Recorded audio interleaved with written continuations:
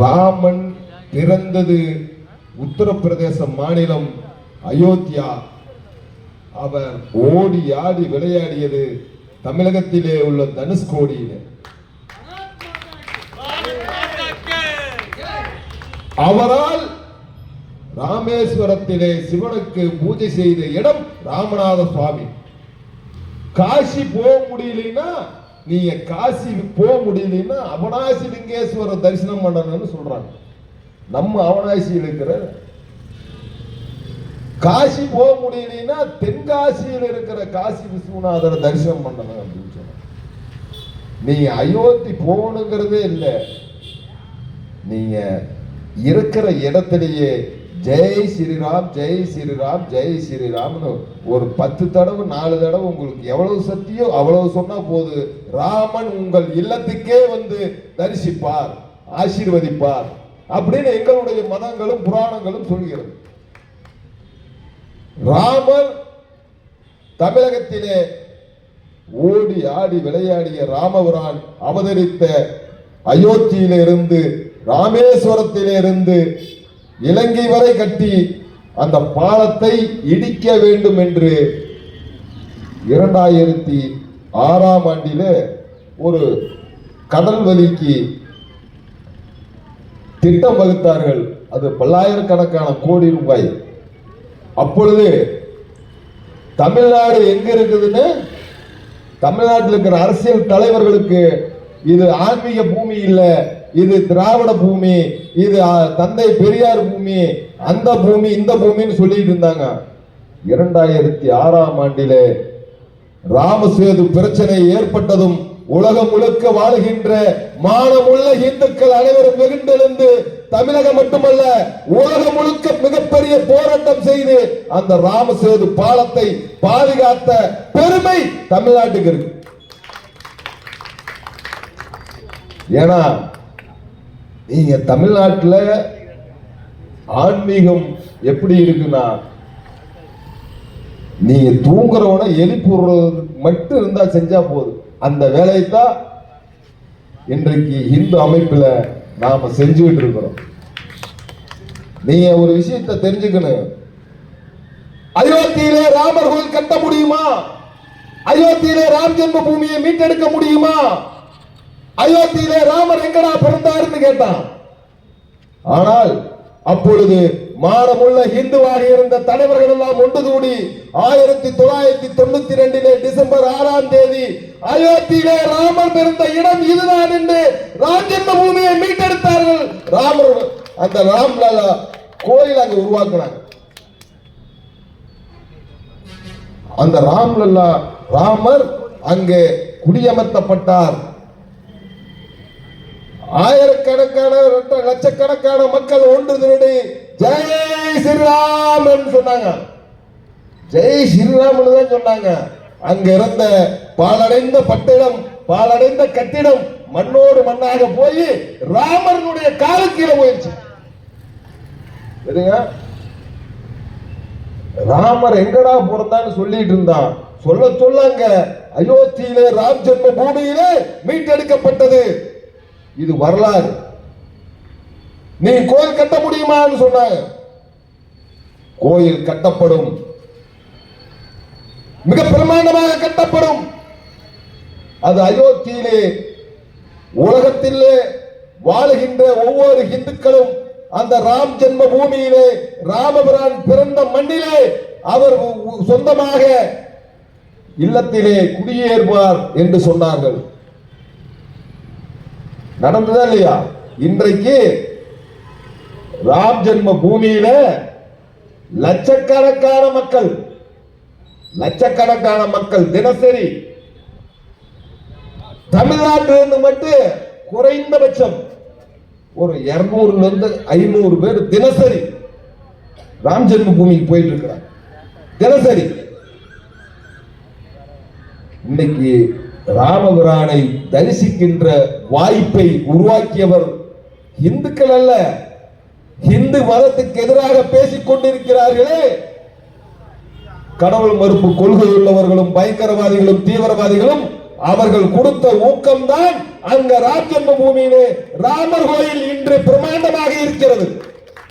நாளை அது திருப்பரங்குன்றமாக கூட மாறலாம் என்பதற்காக இங்கே சொல்லுகிறேன்.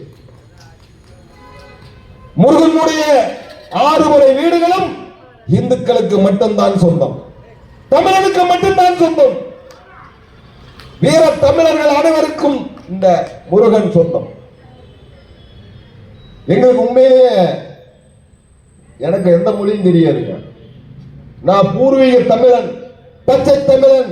எனக்கு இந்தியும் தெரியாது, இங்கிலீஷும் தெரியாது, ஒன்றும் தெரியாது. இந்த மண்ணுக்கு சொந்தக்காரன் தமிழகத்தின் ஒரு பூர்வ குடிமக்கள். தமிழனை, தமிழ் கடவுள் முருகப்பெருமானை குலதெய்வமாக வணங்குகின்ற என் குடும்பத்தை சேர்ந்தவர்கள், இந்த தமிழ் சமுதாயத்தை சேர்ந்தவர்கள். இந்த தமிழனுடைய கனவு திருப்பரங்குன்ற முருகப்பெருமானினுடைய மொத்த இடமும் முருகனுக்கு மட்டும்தான் சொந்தம், முருகனுக்கு மட்டும்தான் சொந்தம். அதற்கான காலமும் நேரமும் ஒரு நாள் நிச்சயம் நிறைவேறும். நீங்க தெரிஞ்சுங்க. அயோத்திய பார்த்துட்டே இருக்காங்க. அயோத்தியில தான் சொன்னா அயோத்தியை மீட்க முடியுமா மீட்க முடியுமான்னு இன்னைக்கு கோயிலா இருக்கு.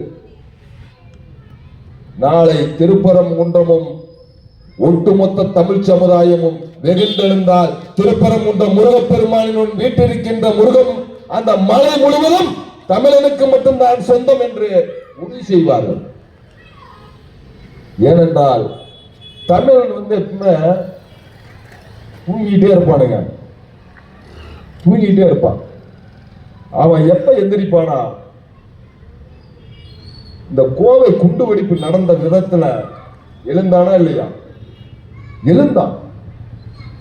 எழுந்த பிறகு இப்போ ஒரு எம்பி ஜெயிச்சார்.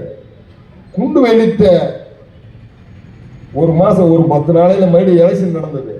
எலெக்ஷன் நடந்து இந்த கோவை மண் இந்துக்களினுடைய மண், தேசபக்தர்களுடைய மண் என்று பாராளுமன்றத்துக்கு ஒரு இந்துவை இங்க இருந்து அனுப்பி வச்சாங்க. அதனால நம்முடைய மண், நாம இந்த ஒரு விஷயத்தை இந்து அமைப்பில் இருக்கிறவங்களும் தேசபக்தர்களும் தெரிஞ்சுக்கணும். நாம ஒண்ணு அந்நிய நாட்டுக்கு போய் அந்த நாட்டில் இருக்கிற வீட்டை பிடிக்கல, அந்த மண்ணை தேடல. ஏனென்றால் என் தேசத்திற்கு எதிராக எத்தனையோ மன்னர்கள் வாழ்ந்து கொண்டிருந்த காலத்திலே கஜினி முகமது 18 முறை படையெடுத்தான், கஜினி முகமது 18 முறை படையெடுத்தான் என்று சொல்லுவார்கள். 18 முறையும் அவனை செருப்பால் அடித்து விரட்டியவன் இந்த இந்து என்பதை எந்த வரலாற்றிலும் சொல்லவில்லை. நீங்க தெரிஞ்சுங்க. ஏன்னா நாம எப்பவுமே நம்ம வரலாற்று எதையுமே மறந்துட்டோம். இப்ப காலையில் எந்திரிச்சா சுப்பிரபாதத்துக்கு பதிலா டிவி திறந்தா சின்ன வீடா வரட்டுமா பெரிய வீடா வரட்டுமாங்கிறான் டிவி ஊரா. இன்றைக்கு தமிழ்நாட்டில் ஆங்காங்கே மதமாற்றங்கள் சத்தம் இல்லாம நடந்துட்டு இருக்குங்க, சத்தம் இல்லாம நடந்துட்டு இருக்கு. சமூக வலைதளங்களை திறந்தா ஒவ்வொரு இந்து தேசபக்தர்களும் அந்த மதமாற்ற கும்பலை அங்கங்கே விரட்டி அடிக்கிறாங்க. சத்தம் இல்லாம முன்னையெல்லாம் நோட்டு கொடுக்குற, பேரா கொடுக்குற, லட்டு கொடுக்குற, ஸ்வீட்டு கொடுக்குறனா, இப்ப என்ன கொடுக்குறானா உனக்கு புள்ள கொடுக்குற அப்படிங்கிற ஒரு குரூப் வந்துருக்கு. ஏன்னா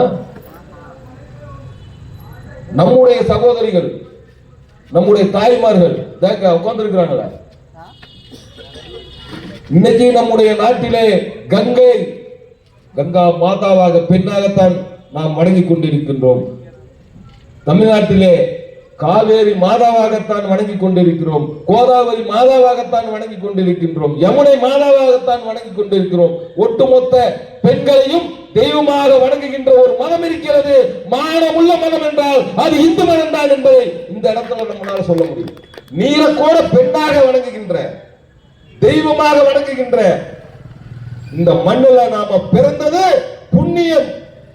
நீ வேற எந்த மண்ணில வாழ்ந்தாலும் சரி, நீ சிங்கப்பூர்ல பிறந்திருந்தா அந்த சிங்கப்பூர்ல நல்ல பெண்களோடு ஜாலியாக தண்ணி அடிச்சுக்கிட்டு பப்புக்கு போயிட்டு ஜாலியா இருந்திருக்கலாம். ஆனால் தமிழ்நாட்டிலே தெய்வீக தமிழகத்திலே சித்தர்களும் முனிவர்களும் நாயன்களும் ஆழ்வாரும் ரிஷிகளும் யோகிகளும் அவதரித்த புண்ணிய பாரத தேசத்திலே தெய்வீக தமிழகத்திலே தமிழ் கடவுள் முருகப்பெருமான் அவதரித்த என் புண்ணிய பாவியிலே இந்துவாக பிறந்தது பெருமை, தமிழனாக பிறந்தது பெருமை. நீங்க சும்மா ஏதோ ஒரு இந்துவா முனுசாமி குப்புசாமி ராமசாமி அப்படின்னு பேர் வச்சுக்கிறான்னு நினைச்சுக்காதீங்க. ராமசாமி என்றால் தினசரி அவனை ராமனை வணங்குகிறான், அதனால் ராமசாமி என்றது. நீங்க ராமசாமி ராமசாமி நிறைய கிராமத்துல இருக்கு. முருகா அப்படிம்பாங்க, அவன் பேர் முருக. கந்தா அப்படின்னு பேர் இருப்பாங்க. அவன் தினசரி தமிழ் கடவுள் முருகப்பெருமானை வணங்குவதற்காக அவன் பேரு முருகா, கந்தா, கடம்பா அப்படின்னு வச்சிருந்தான். பாருங்க, இதெல்லாம் சும்மா வைக்கல. நீங்க சுரிய நேரம் இல்லாததால ஒரு சில விஷயத்தை மட்டும் சொல்லி விடைபெற ஆசைப்படுகின்றேன். கடந்த தீபாவளி போது பெரிய சம்பவங்கள் நடந்திருக்கு.